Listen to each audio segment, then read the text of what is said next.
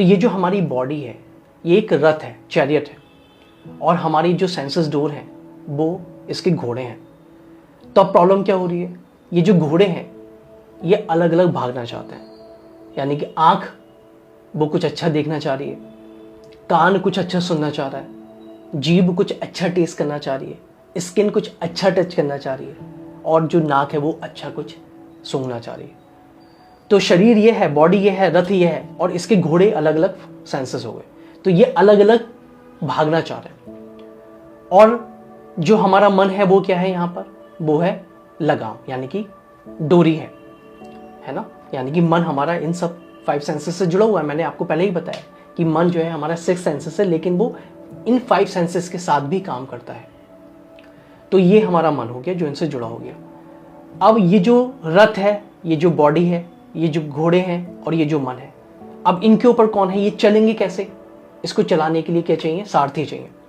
और वो क्या है, वो है हमारी बुद्धि, अवेयरनेस, इंटेलेक्ट, है ना।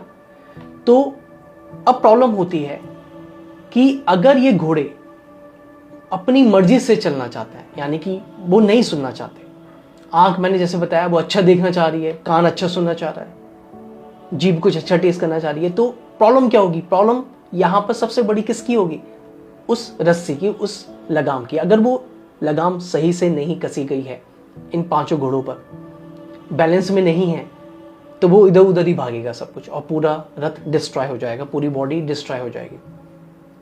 तो अब आप समझ पा रहे होंगे कि हमें स्ट्रेस और एंजाइटी क्यों होती है, क्योंकि हमारा मन ही इतना अनट्रेन्ड है।